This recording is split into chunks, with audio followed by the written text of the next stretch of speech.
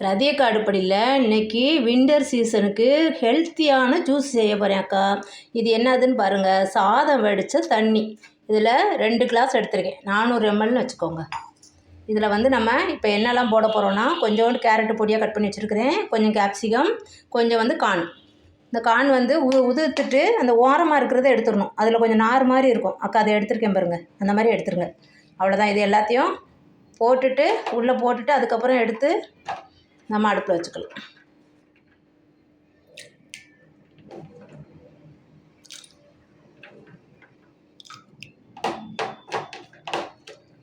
எல்லாத்தையும் போட்டுக்கலாம். இது கூட பிடிச்சா பீட்ரூட் சேர்த்துக்கலாம். எங்கள் குழந்தைங்களுக்கு பீட்ரூட் பிடிக்க மாட்டேங்குது. அதனால் இப்போ இது வந்து நம்ம கார்ன்ஃப்ளவர் மாவில் கலக்கி செய்கிறத விட நம்ம சாதம் வடித்த தண்ணியில் இப்படி செஞ்சு பாருங்கள். ஹெல்த்திப்பா. நம்ம கார்ன்ஃப்ளவர் மாவு அப்படி ஒன்றும் உடம்புக்கு நல்லதில்லை. அக்கா செய்கிறதுக்கு பிடிக்காது. அப்படி இல்லைன்னா அக்கா அரிசி மாவில் தான் சூப் செஞ்சுருக்கேன். இதனால் இது கொஞ்சம் நல்லா கொதித்து வேகட்டும்.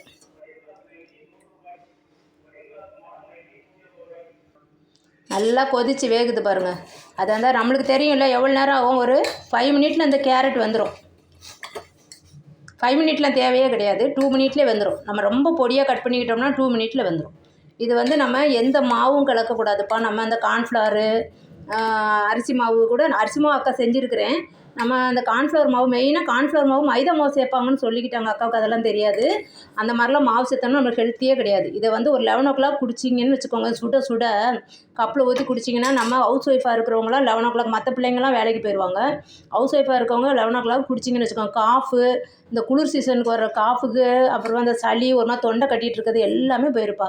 ஹெல்த்தி. நீங்கள் வந்து சாதம் வடித்த உடனே எடுத்து தண்ணியை எடுத்து வச்சு செஞ்சிடணும். அதை வடித்ததை தூக்கி மூடி வச்சிட்டிங்க அப்படின்னா அது ரொம்ப கெட்டியாயிரும்.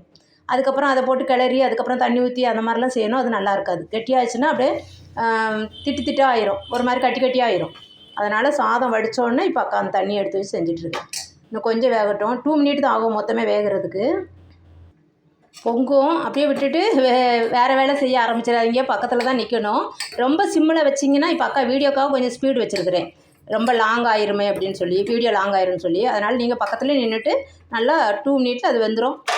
நம்மளுக்கு சூப் ரெடி ஆயிரும். அப்படியே உங்களுக்கு வேலை இருக்குது அப்படின்னு சொன்னால் ரொம்ப சிம்மில் வச்சுட்டு அது பொங்குதான்னு பார்க்கணும். இது ரொம்ப பொங்கும். அப்புறம் பொங்கி ஊற்றிச்சுன்னா நம்மளுக்கு அதனுடைய சத்தே போயிடும்பா. இப்போ அவ்வளோதான் வெந்திருக்கும். நம்மளுக்கு இந்த கேரட் கொஞ்சம் நிறம் மாறி இருக்கிறதே தெரியும். கேப்சிகம் சீக்கிரமாக வெந்துடும். ஸ்வீட் கார்னும் நம்மளுக்கு வந்து புஷ்ஷுன்னு கொஞ்சம் உப்பிட்டுருக்கும். அந்த டைமில் நம்மளுக்கு வெந்துருச்சுன்னு தெரியும்.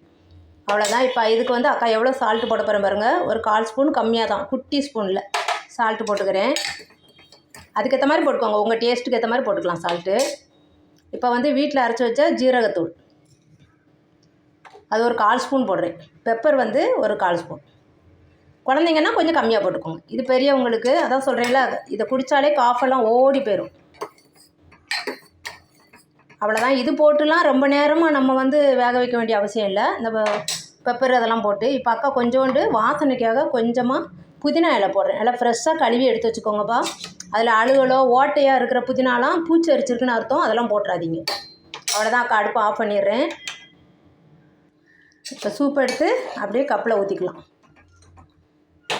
ரொம்ப கெட்டியாக வேணும் அப்படின்னா நீங்கள் கொஞ்சம் ஃபஸ்ட்டு கொஞ்சம் சாதம் வடித்த தண்ணி கொஞ்சம் வற்றினதுக்கப்புறம் அதுக்கப்புறம் நீங்கள் வந்து மசாலா இதெல்லாம் போடலாம். பெப்பர் எல்லாமே. எங்கள் வீட்டில் தண்ணியாக குடிக்கிறதுக்கு தான் பிடிக்கும். அதனால் நான் வற்ற விடலை, ரொம்ப வற்ற விடலை. அதுதான் ரொம்ப பிடிக்கும் அவங்களுக்கு. கொஞ்சம் டெக்கரேட்டாக சும்மா. அவ்வளோதான். ரொம்ப ரொம்ப ரொம்ப டேஸ்டியாக சூப்பு. இந்த மாதிரி செஞ்சு ஹெல்த்தியான சூப்பு செஞ்சு நீங்கள் குடிச்சு பார்த்துட்டு அக்காவுக்கு சொல்லுங்கள். ரொம்ப ரொம்ப சூப்பராக இருக்கும் இந்த சூப்பு. இதை மாதிரி செஞ்சு பாருங்கள். சீக்கிரமாக செஞ்சிடலாம். 2 மினிட் தான் ஆகும் மொத்தமே. இந்த மாதிரி செஞ்சு பார்த்துட்டு அக்கா கமெண்ட்டில் எப்படி இருக்குன்னு சொல்லுங்கள். ரதியக்கா அடுப்படிக்கு சப்ஸ்கிரைப் பண்ணுங்கள், லைக் பண்ணுங்கள், ஷேர் பண்ணுங்கள்.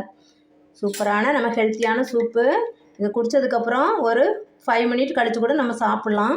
ரொம்ப ரொம்ப இந்த வின்டர் சீசனுக்கு சூப்பரான சூப்புப்பா. ஹெல்த்தியான சூப்பு. தேங்க்யூ.